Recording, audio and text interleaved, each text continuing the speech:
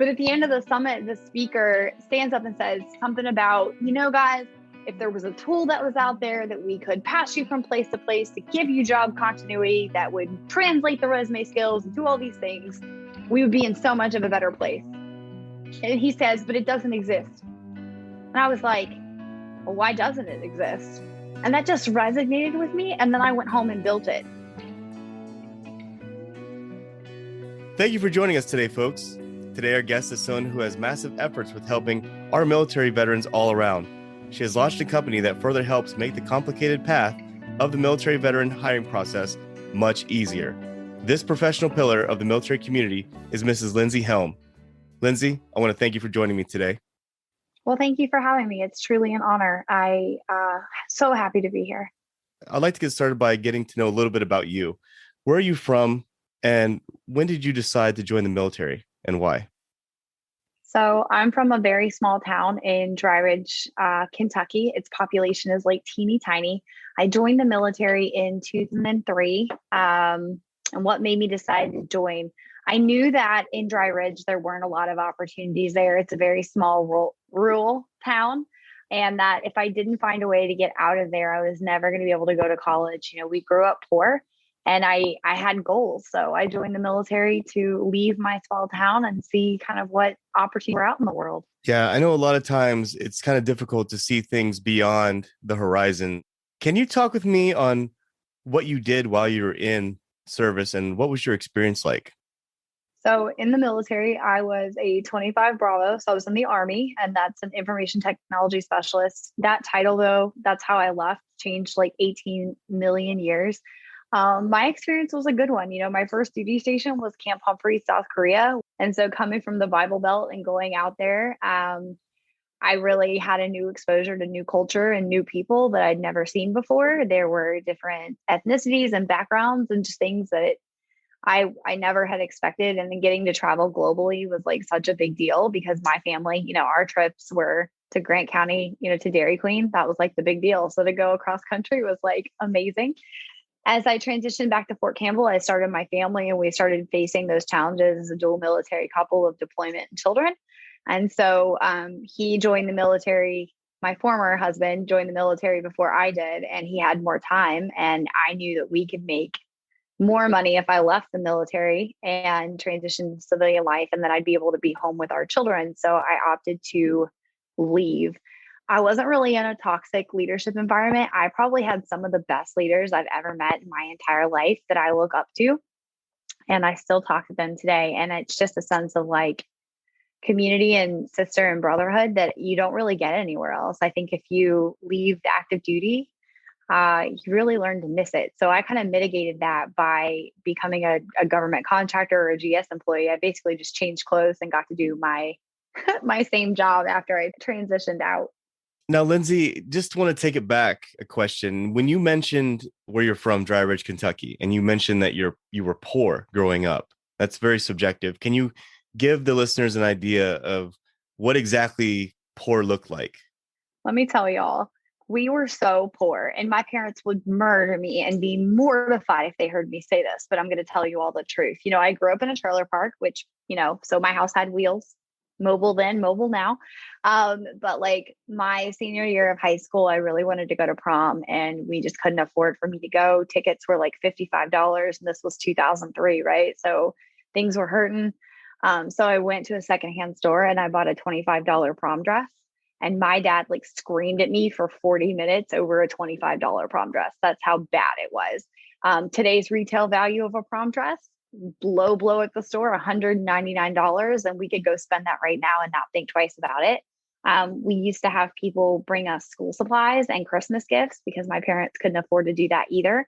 And I'm the oldest of four. So, both of my parents worked. It was just the situation that we lived in. So the opportunity to join the military, to get out of there and build a career for myself without going into debt. And I sound like an Army recruitment video, but I'm serious. I left, Dry Ridge. I got to go to school. I got my master's, my professional certifications, and I started my career path using the Army as my launch pad and walked away, with zero debt and all that experience. So it was like it was a great setup. Yeah. And I understand, where you're coming from when it's hard to talk about where you started.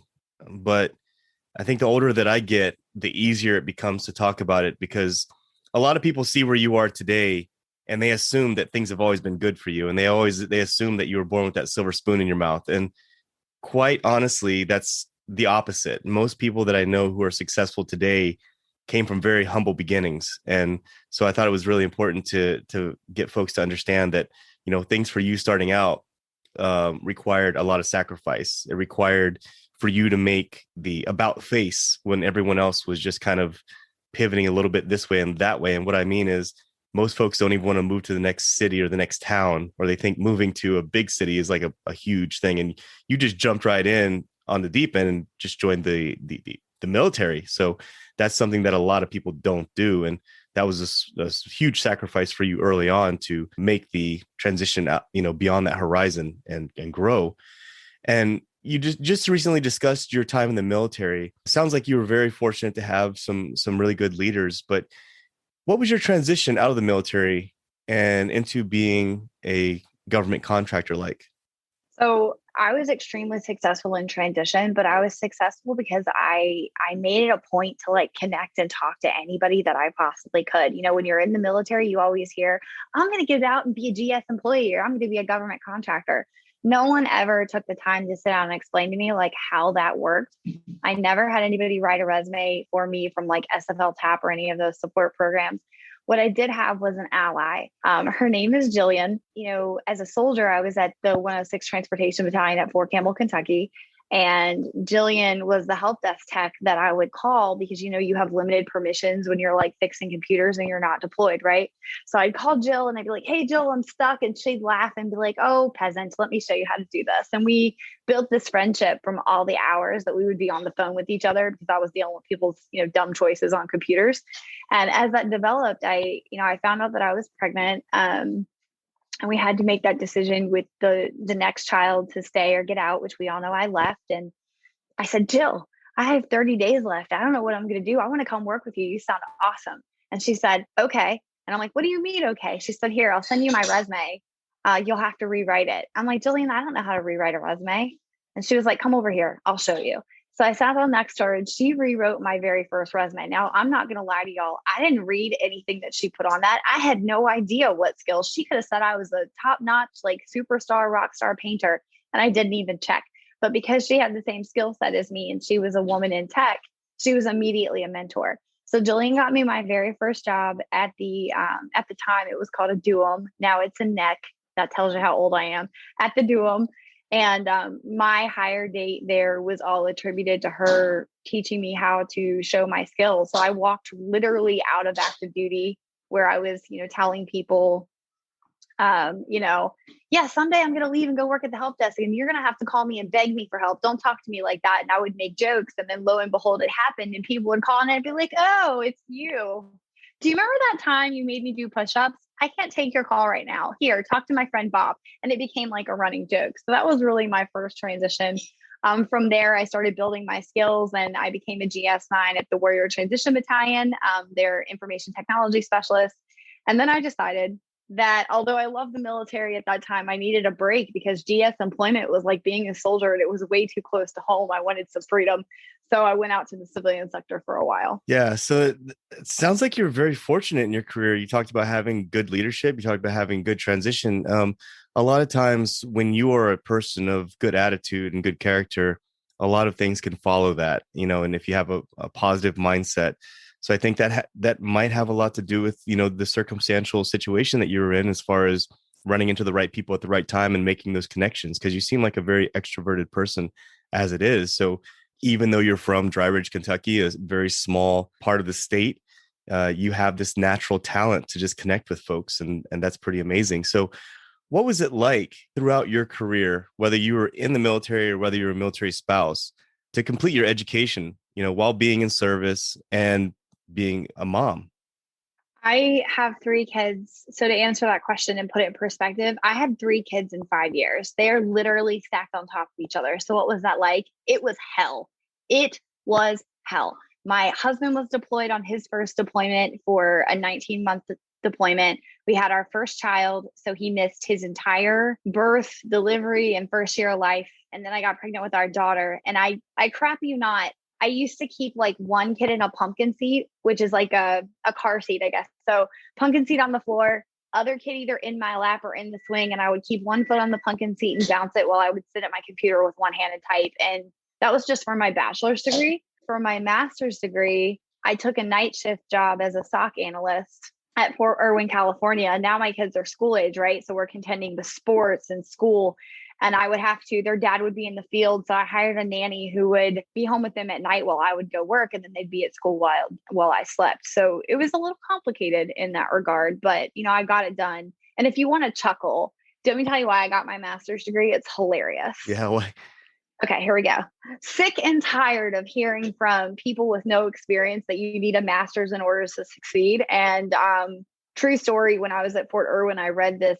I'm money motivated for a little bit of time, or at least that point in my life, right? 3 kids, 1 husband, poor, need money.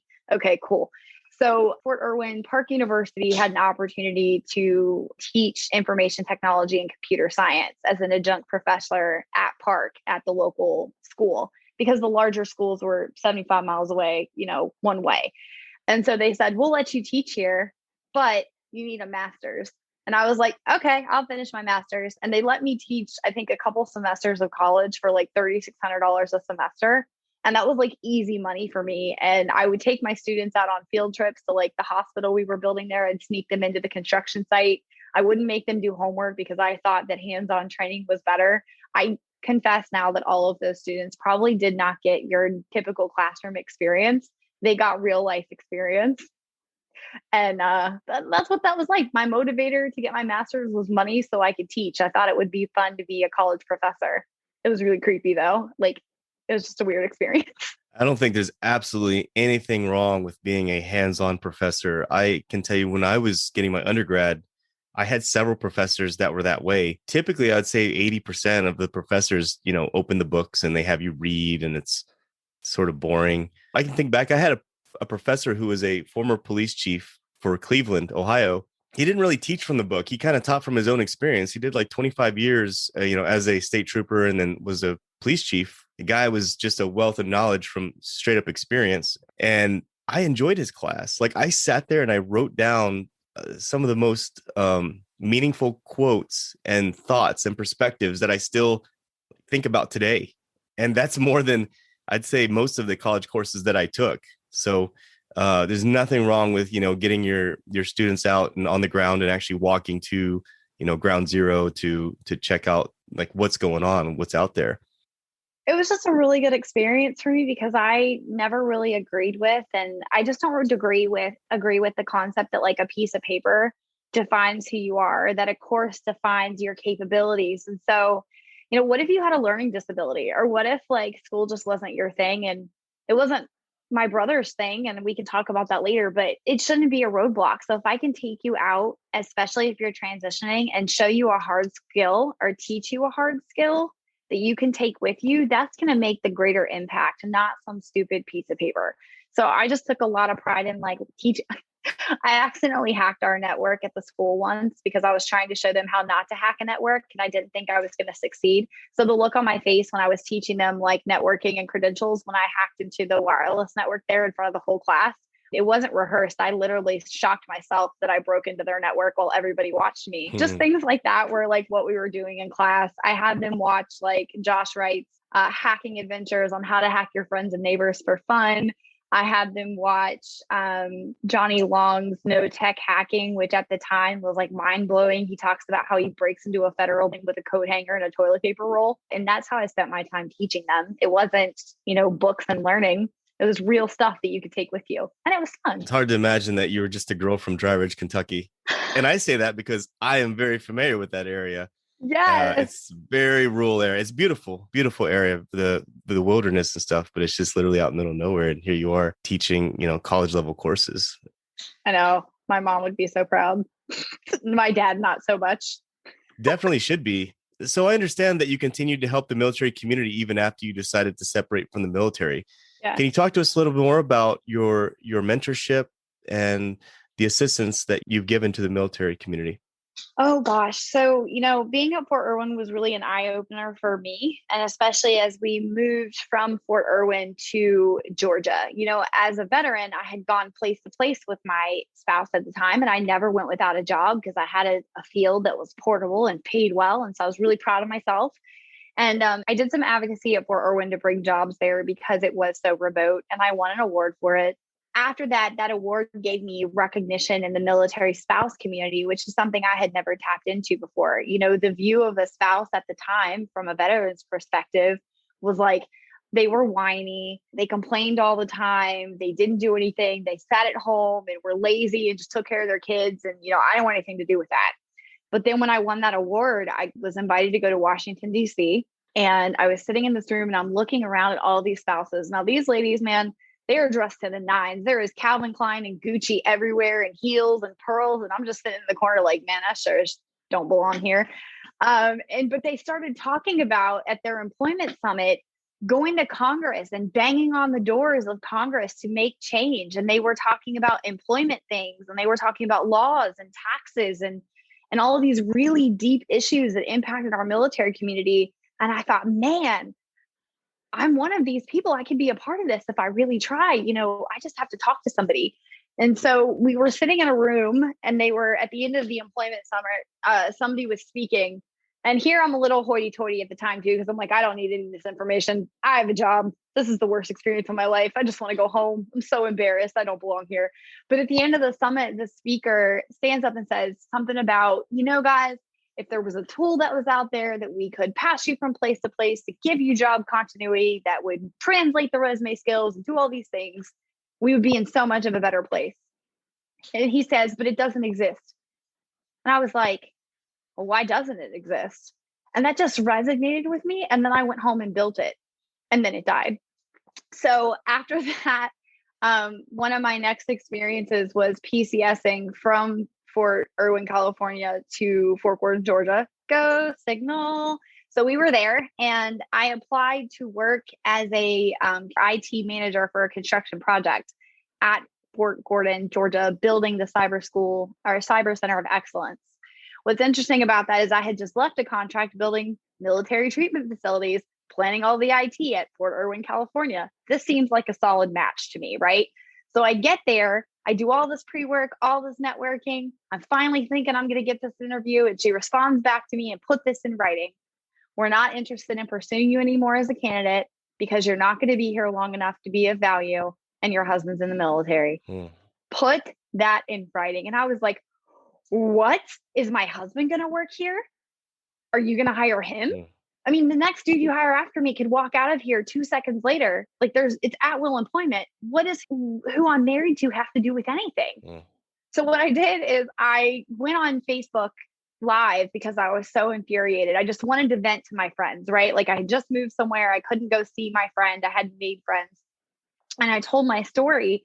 And this is before Facebook had like those control features. And I didn't realize the impact of that words matter at the time. I was still very young and dumb. So I get on Facebook Live and I just unload. I tell the story. I'm upset. I'm infuriated. I'm going to report them because they're a government contractor and it's discrimination. I just lost my mind. Okay. Like could not deal, could not cope, full on Hurricane Helm, like level 5 plowing down. And that video went viral. It's still out there today. And the result of that is I got to write an article for Military Spouse Magazine about how military spouses are an unprotected class, which up until that point, I had never been educated on. I identified as veteran. Then I identified as veteran and military spouse, and suddenly I was punished. So that really just kicked off the advocacy of what you have today. And so in current day, fast forwarding through a bunch of transitions, I now live at Fort Drum, New York. I recently got married in February to another service member. So we launched Empower Employee because last year during the peak of the pandemic, in 6 months as a volunteer, I saw the need at Fort Drum again, where there's no jobs. It's extremely desolate. We can't go anywhere because it's COVID. I helped place 150 military spouses and veterans across the United States. The average salary for that was about $55,000 a year. And the basic requirement for those jobs was a high school diploma. That got me a lot of recognition and street cred around here, to the point that like I couldn't go out in public, or I'd hear somebody go, isn't there a girl here that works for insert company? that she like helps people get jobs, but she's not a recruiter. What does she do? Well, I'm a project manager and program manager. That's what I do. But on the side, I'm over here hustling, making sure y'all are taken care of because you're a community I care about. That led to the launch of Empower Employee this year. And so we're on a mission to do the same thing.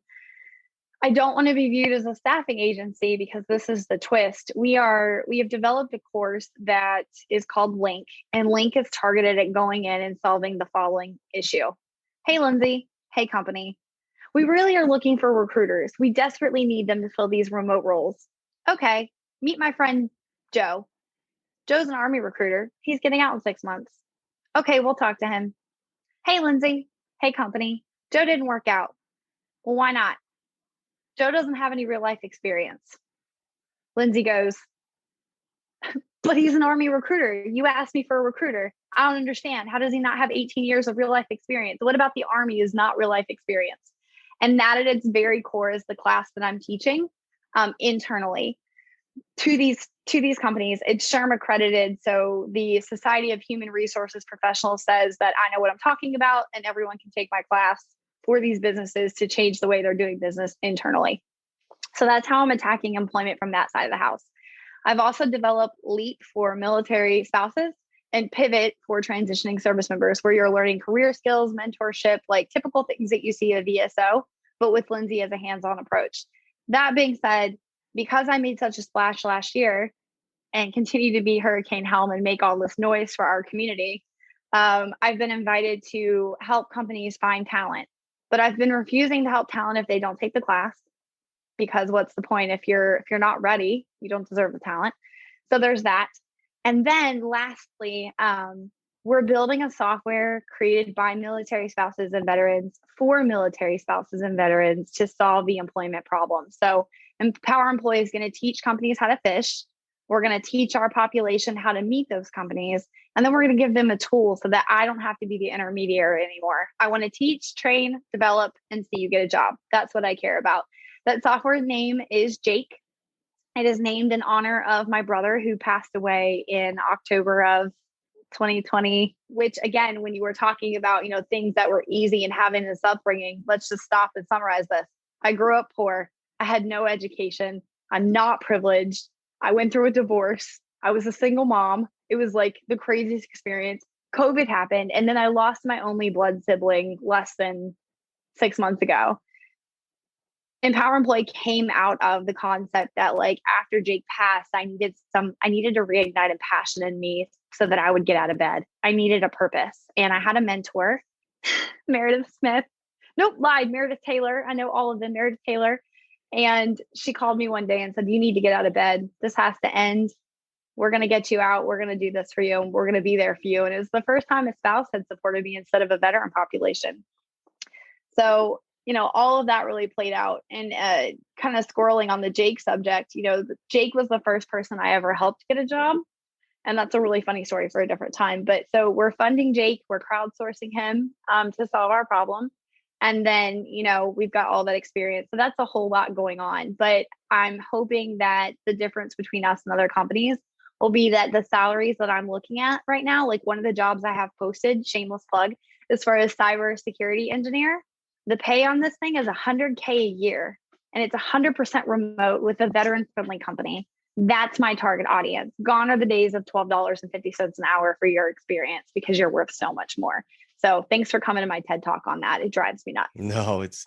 I'm glad that you went into that, because that was going to be my next question, was to talk about Empower Employee, and you went into it. But well, I want to comment on what you just said, as far as you need a reason to get up in the morning. I just interviewed Tom Tran. He's a Hollywood comedian. He works mainly at the Laugh Factory. It's been on a lot of TV shows. Tom was also mentioning the same thing too. He gets involved with his music. He gets involved with acting. He gets involved with comedy. And he also mentioned the same thing where, he needs to keep these projects going, and he needs to give back to the military community to basically, have a reason to get up every morning. So I can identify with what you're saying, when you talk about that. But just want to mention really quick, or just want to ask, I should say, when you decided to press forward with Empower Employee, what was it like finding mentors or people to link up with and connect with to take that giant leap?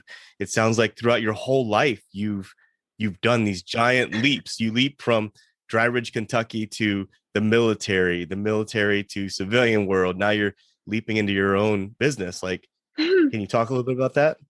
Man, it is scary as hell. I'm not gonna lie to you, I'm scared to death. I've never run a business in my entire life. The success here has been beyond phenomenal. Like I'm struggling to find words. So for timeline purposes, I I called Bruce Thompson, who is a mentor at Veterati. His calendar, by the way, is always full. So if you can get in to see him, good luck. May the odds be in your favor. But I called him in February and I said, Bruce, I'm so lost. I don't love the job that I'm doing now. Jake just died. I'm depressed. Like I don't want to do this anymore. I didn't want to die or anything. I don't want to get out of bed. And so Bruce said, Lindsay, with all the stuff that you've been doing and all the advocacy you were doing, you should be doing something on your own. You could make so much more of an impact by playing by your own rules. And I said, didn't you hear me when I told you that server crashed in 2017 and I lost $40,000? I'm not going to do that again. No, thank you. And he said to me, I'm going to give you 30 days to get it in gear. All right. In 30 days, you need to call me back and you need to tell me you got a new job that you love, that's something you're passionate about, or you started your own business. The next call Bruce got from me was not 30 days later. It was 60 days later. And I called and said, hey, you want a partner? My company started. And so before I called Bruce, I called my friend Kate, who we've been advocating together for over a year. And she's in Hampton Roads. And I said, Kate, now's the time to bring back Empower Employee. Remote work is a new thing now. Tim Kaine has introduced the work opportunity tax credit for military spouses into Congress. The Biden administration is 100% on board for military hiring. It's on the initiatives. Let's get out there and do this thing.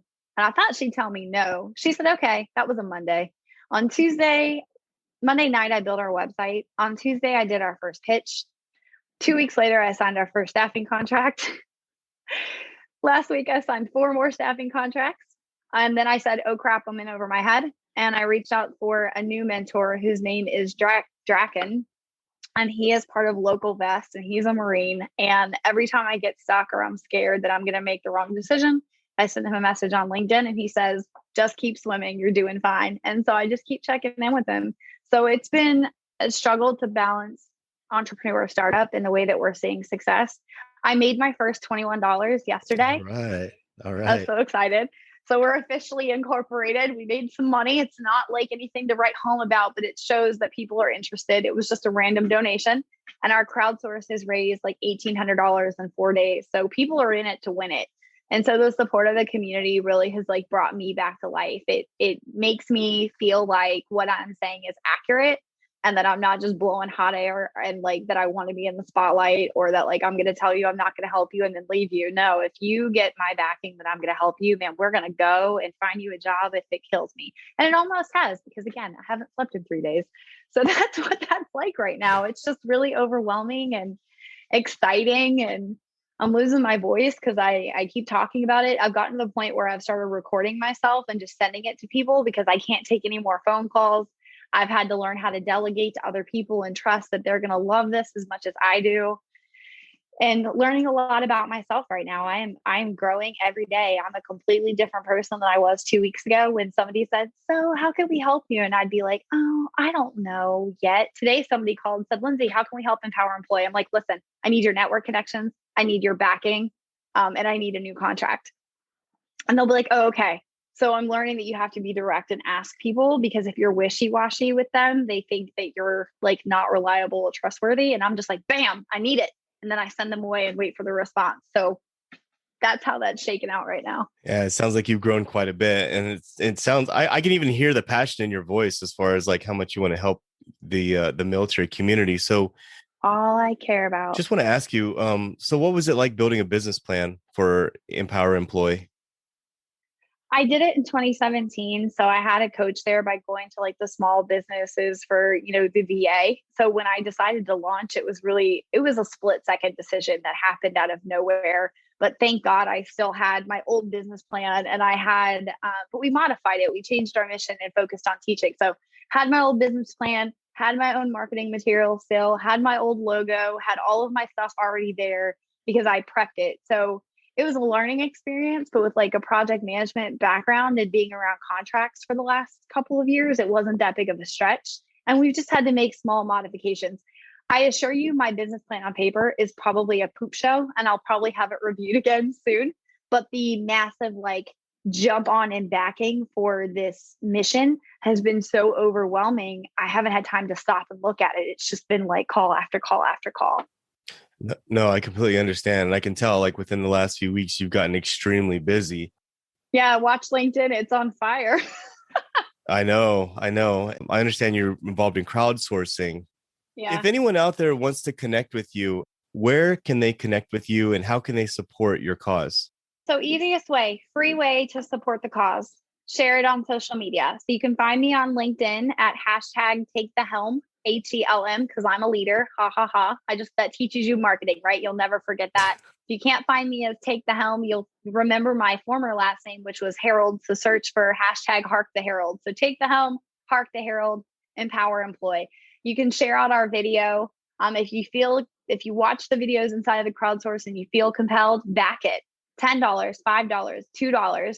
Buy a t-shirt. The t-shirts are made by a local military spouse here at Fort Drum. Those are not outsourced. So you are supporting her local business by doing that. I only have like 13 of those left. I think I started with 50. I have to go check. I don't want to tell you a lie. KP bought his last night at 2:00 in the morning because he doesn't sleep either. So you can free share it out on social media. You can find us on Facebook at Empower Employ. You can find us on Twitter, Instagram, TikTok. My TikToks are hilarious. I love the spouses that stitch in and share their stories and that we're able to give them a platform for that. YouTube, we're out there. We're everywhere. All you basically have to do is search for me or the company, and that's how you find us. If you need career support or career services, our calendar is booked up until the end of the month already. So please, please, please, I should be upfront about this. Go to www.empoweremployee.us and click book appointment or career coaching. Here's the thing I need to tell you all about this. Our career coaching right now is not free. It is $75 an hour. And this is why. The guy that's doing your career coaching is Tim King. Tim was laid off randomly from another company who said that they were going to replace his role with a cheaper option, even though he was bringing in sales. So I'm a little petty. I hired Tim, and then I called the person that laid them off and invited them to partner with Empower Employ. They said yes. And now I'm going to send Tim back over there to teach the courses that they were going to outsource to somebody else. So that $75 covers Tim's salary, the resume rewrite that you get, all of his experience, hands-on coaching. And then we're going to do our best based on prepping you in our classes to pair you with a job that's remote that pays well. So when you're putting that investment in, you're putting that investment into yourself. We're not greedy or trying to rob you blind. If you cannot afford the $75, but you can afford a $5 donation to back it, back the program, send him an email on our website and say, I backed it for $5. We'll throw you in the chute. We're not here to try to rob you blind, but I got to make sure Tim can feed his family. So that's a lot. I just wanted to explain it so when you see it, your eyes don't bug out of your head and you run away. Yeah, Tim is a veteran too.